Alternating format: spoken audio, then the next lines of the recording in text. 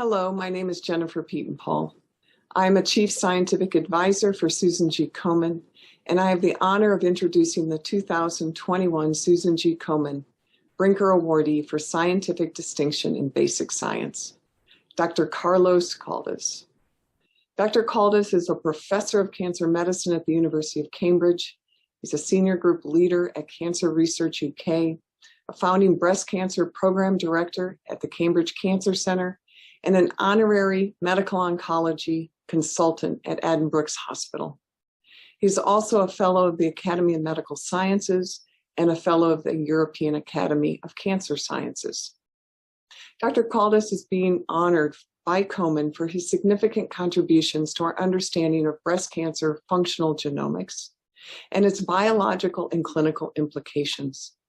Through his work with the Medabrick cohort, his laboratory redefined the molecular taxonomy of breast cancer, revealing novel subtypes and their respective drivers.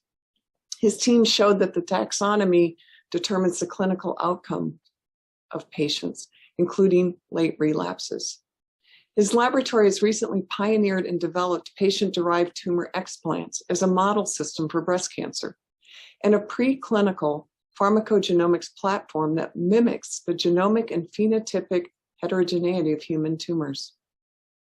Putting these discoveries into translation for the benefit of cancer patients, Dr. Caldas has created the Personalized Breast Cancer Program at Cambridge. The program offers whole genome and transcriptome sequencing of all consented patients with both early and advanced disease.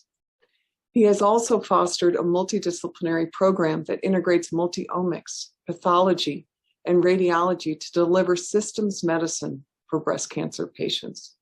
His ingenuity and pioneering work at the interface of laboratory and data science, machine learning, and clinical investigation has helped identify breast cancer subtypes and substantially contributed to our understanding of breast cancer genomes, epigenomes, transcriptomes, and ecosystems.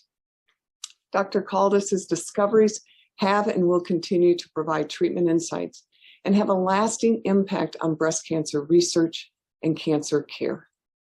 Congratulations, Carlos, on this well-deserved honor and award.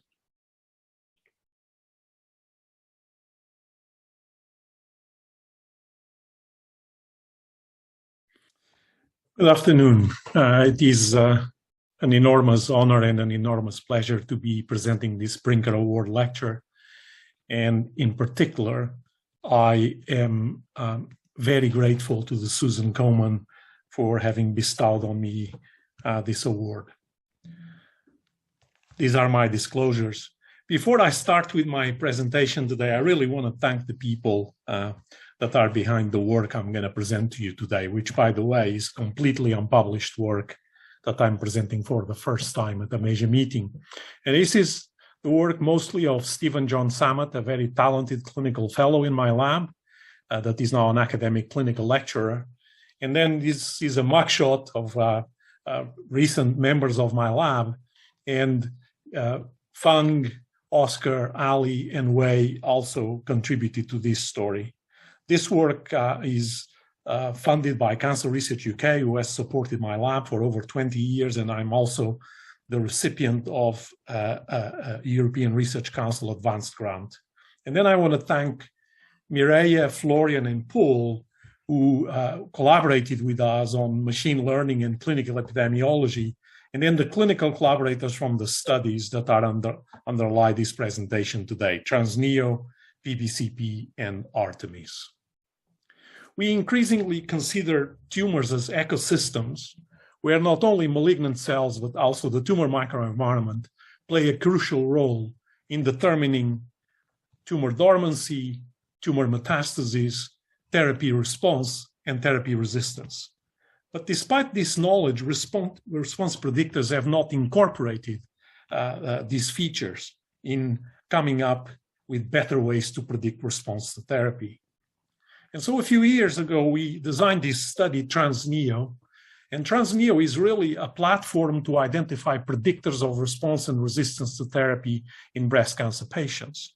So patients who are enrolled, they receive neoadjuvant chemotherapy plus or minus targeted therapy if they were HER2 positive.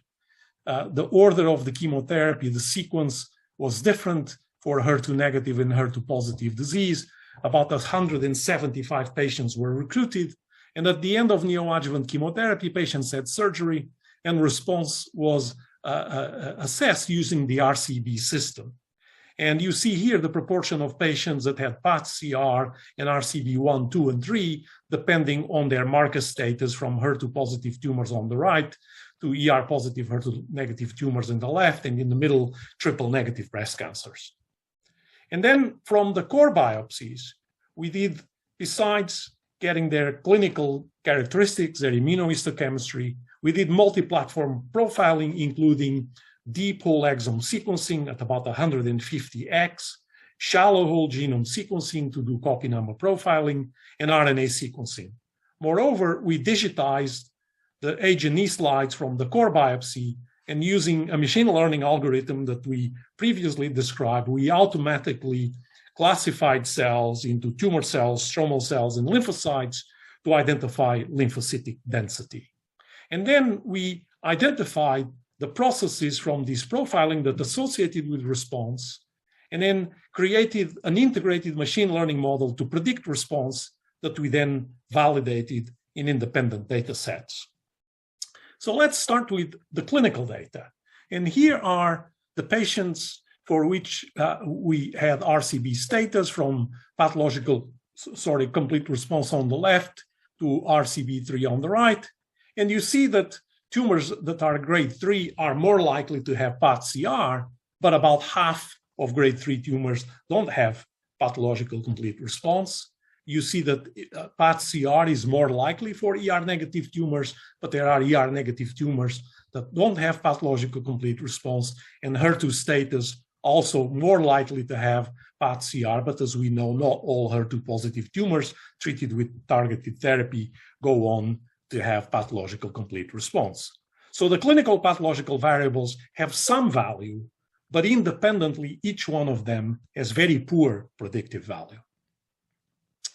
We then looked using exome sequencing at the landscape of mutational drivers in these tumors, and we identified the mutations that one would expect, with the more frequently mutated genes being P53 and PIK3CA. And just a quick look at this oncoprint, we realized that tumors with P53 mutations are much more likely to have pathCR than tumors that are P53 wild type, whereas tumors with PIK3CA mutations and no P53 mutations are more likely to be resistant to chemotherapy. So another way of looking at this is to look at the co-occurrence of non-silent driver gene mutations and response.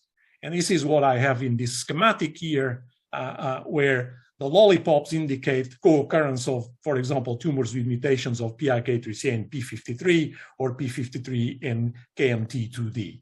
And we see what I told you earlier, that tumors with P53 mutations are more likely to have pathCR, whereas tumors with PIK3CA mutations are more likely to have residual disease. So what are the genomic features that we identified? And not only did we identify them to predict pathCR, but they were monotonically associated with response to therapy. What I mean by this is that there is a linear correlation between RCB status and the variables that were associated. So for example, tumor mutational burden was highest in tumors that had pathCR and lowest in tumors that had RCB3. But we also noted that subclonal mutations were more likely to occur in tumors that did not respond or had lesser response to neoadjuvant chemotherapy. Tumors that had pathCR had highest number of predicted neoantigens compared with tumors in RCB3, and the mutational signatures that were associated with pathCR included mutational signature 3, or the BRCA mutational signature, and mutational signature 13 from ApoBec. We also derived the HRD score as reported by Serena Nix-Zainal, and we noted again that the highest HRD scores were associated with pathCR, as were the highest number of copy number aberrations. Now, the associations when we did subgroup analysis were interesting, because tumor mutational burden, expressed neoantigens, the HRD score, and the percentage of copy number aberrations, so a measure of chromosomal instability, were predictive of pathCR in HER2 negative tumors, but not in HER2 positive tumors, suggesting different biology and different mechanisms of interaction between the therapy and response. We also looked at the tumors classified into the integrative clusters that my group reported with Sam Aparicio back in 2012. So these integrative clusters are copy number driven subtypes, and the ones that were more likely to have pathCR were tumors in integrative cluster 10, which tend to be high-grade tumors with high levels of chromosomal instability, and they are nearly all triple negative. We see, though, that tumors that are ER positive and of lower grade and more indolent, tumors in integrative clusters 3, 7, and 8, they are much less likely to have pathCR and much more likely to have residual disease. And then, interestingly, we also see that tumors in integrative cluster 2 and tumors in integrative cluster 6, which are aggressive ER-positive tumors, mostly luminal B, they have paradigmatic copy number aberrations, 11q13 amplification for integrative cluster 3 and 8p12 amplification for integrative cluster 6. And these tumors, despite being aggressive, tend to be chemoresistant. Another feature that we could determine from the DNA data, from whole exome sequencing data, was to look at HLA class 1 allelic loss, which was first reported by Nick McGranagan and Charlie Swanton in lung cancer as a poor prognostic marker. And what we noted is that tumors with HLA LOH were less likely to have pathCR, and this was independent of global LOH and independent of copy number aberration burden, suggesting that in these tumors, which are about 18% of the breast cancers that we looked at, loss of heterozygosity at the HLA locus predisposes these tumors to be chemoresistant. And it's interesting to note that the HLA alleles that are lost would result in inability to present about 30% of tumor neoantigens, and 70% or thereabouts of the LOH events target the HLA alleles that presented an equal or greater number of neoepitopes than the preserved allele, the allele not subject to loss of heterozygosity. What about the transcriptomic and digital pathology features in the same tumors? Well, we noted on the left that tumors that have overexpression of genes involved in cell cycle regulation tend to have a higher rate of pathological complete response, whereas tumors that have overexpression of estrogen or GATA3 or genes that are marker genes for integrative cluster 2 and 6, cyclin D and Z and F respectively, tend to be more likely to be chemoresistant. And when we look at the MSig database hallmark pathways associated with pathCR, we noted that estrogen response is associated with the resistance, whereas proliferation markers and immune response markers are associated with pathCR. We can measure this in different ways using the genomic grade index, which obviously reflects tumor grade, to see that pathCR tumors have higher GGI scores than tumors that are RCB3, but note that there are tumors that have high proliferation and are still chemoresistant, and likewise there are tumors with lesser proliferation that might have pathCR. Another measure of proliferation or dedifferentiation of tumors is the stem cell score, and this again was highest in tumors that had pathCR. And then looking more at immune infiltration and activation, first using digital pathology, lymphocytic density, which we had previously reported and validated in nearly 1,000 tumors, was an independent predictor of pathCR. Indeed, tumors that had pathCR tended to have the highest lymphocytic density compared with all others. The cytolytic index, which is a measure of cytotoxic T cell and NK cell infiltration, was highest in tumors that had pathCR, as was a measure by RNA deconvolution of CD8 T cells. These results were coherent, but there were a few interesting observations. So, for example, we noted that proliferation is only predictive in HER2-negative tumors. In HER2-positive tumors, the GGI score is not predictive of pathological complete response. Or an alternative score that combines a mitotic score with a ceramide score, and this was reported by Charlie Swanton's group now 11 years ago, the so-called taxane score. The taxane score is predictive of response or associated with response in HER2-negative tumors, but not in HER2-positive tumors.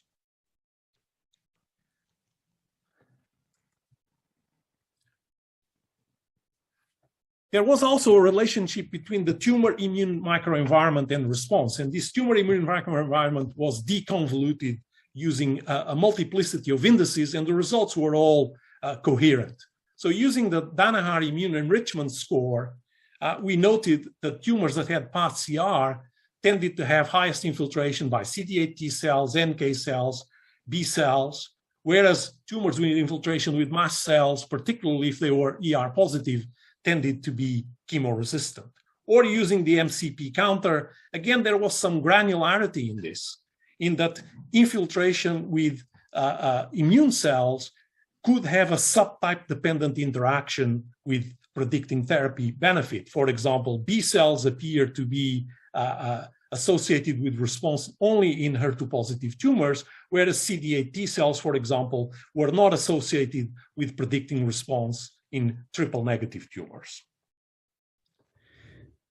Not surprisingly, there was an association between lymphocytic density determined using digital pathology, as I told you earlier, and, for example, in this case, the Danaher immune cell enrichment scores for in particular, B cells, CD8 T cells, exhausted CD8 cells, and T helper 1 cells. So the results are, again, internally coherent, suggesting that the immune response plays a major role in determining response to neoadjuvant therapy. And this was also true using the immunoscore, which is a Z-score average score from 4 different classes of immune markers: MHC class presentation, effector cells, checkpoints, and suppressor cells. And we see that there is an enrichment for tumors with pathCR in tumors that are, if you want, immune hot versus immune cold tumors on the right, and then a third cluster of tumors with intermediate response that also have an intermediate immune score. So this relationship between proliferation and immune activation was quite obvious. When you look at data this way, on one axis, we have the proliferation score using GGI, and on the other axis, we summed up the immune scores by using the STAT1 score so that we could represent immune infiltration in a single score. And you see here that tumors that are likely to have pathCR tend to be in this right upper quadrant of tumors that have high proliferation and high immune activation, contrasting with tumors in RCB3 that tend to be in this quadrant here. This was not just true of our data. We did an identical analysis on data from I-SPY and the NCT studies, in total 457 patients. And again, we had a very similar pattern. But note that not all tumors that have high proliferation and high immune infiltration have pathCR, because about half of these tumors do not. So when we look just at these tumors that have a high STAT score and a high proliferation score, as I said, 19 had pathCR, and slightly over half still had residual disease. So we did differential gene expression analysis in tumors in this quadrant that had pathCR versus not, and we noted that there was EMT enrichment for EMT signatures and a depletion of immune pathways in the tumors that had residual disease. And this led us to deploy the TIDY algorithm, looking at T cell dysfunction and T cell exclusion. And in particular, in HER2 negative tumors, we noted that tumors with residual disease in this quadrant of high immune infiltration, high proliferation, that go on to have residual disease, they have T cell dysfunction. And this T cell dysfunction is mostly infiltration with Treg cells and NK CD56 dim cells, and less a score related to T cell numbers themselves. When we look at T cell exclusion across all tumors, we tend to identify that tumors that have residual disease tend to have a higher T cell exclusion score, and this is in particular deconvoluting from CAFs and M2 macrophages and less from myeloid-derived suppressor cells. So now we have all of these variables associated with response or resistance. And so we thought of using these variables, which in total were 34, with using a machine learning framework to try to come up with a predictive model of response to therapy. So we extracted the features, as I showed you earlier. These features were, clinical features, RNA features, DNA, and digital pathology. They reflected different biological processes, and then we went through dimensionality reduction, correlation removal, and univariate selection, and then trained 3 different machine learning models: logistic regression, support vector machine, and random forest. And then did internal cross-validation in retraining to have a final ensemble model that we then externally validated in 75 patients from 2 studies that had not been used to derive machine learning classifier. So the features were 34, and here you see the assigned importance using Z-scores of each of the features in each of the 3 different machine learning models that we used. And as you can see in red, it's indicated the fact that if this feature is included, the performance of the model decreases, and in blue, if this feature is removed, the performance of the model decreases. And as you can see, these features reflect different biological processes. They can reflect ER and HER2, proliferation, immune activation, immune evasion, and treatment itself. They are derived from different feature classes: clinical, DNA, RNA, digital pathology, and treatment. And you see that there is not a single model that includes all of the variables, and there are variables that are not included or excluded by all the models. And then we produce an ensemble, and this is the ensemble on the right, which is just an average of the scores from each of the individual machine learning algorithms. And we come up with a consensus or a model predictor that highlights the relative importance of features like age at diagnosis, HRD score, expression of progesterone, estrogen, and ERB2, and lymphocytic density, but all features are contributing to the final model. But of course, some have more importance than others, and we can add or remove features. So how does the model perform? Well, the model has very good discrimination. So on the left, indicated with the shaded area, you see the performance measured using a ROC curve of the area under the curve, using a clinical model plus DNA features, plus RNA features, plus both features, adding digital pathology and adding treatment. And then the external validation is indicated with the solid lines. You see there is a slight decrease in performance when we include digital pathology. This is a statistical blip that has to do with the performance of lymphocytic density in the data set that we had available for validation. And on the right, you see the integrated model performance versus the clinical model. The clinical model by machine learning does very well with an AUC of 0.70, but the integrated model is substantially better and statistically significantly better. Now, what is the potential clinical impact of this model? Well, just imagine a confusion matrix derived from the validation data set. This is important, not from the training data set. And you deploy the model in patients that are candidates for neoadjuvant therapy and ask the question, using the model, are they likely to have pathCR? In which case you would give them standard therapy. And if they are not, you would consider enrollment in neoadjuvant clinical trials. So this is the current standard. 25% of the patients had pathCR, 75 over 100 patients receiving neoadjuvant therapy have residual disease. If you accept no false negatives. In other words, all patients that had pathCR are recommended to have the treatment.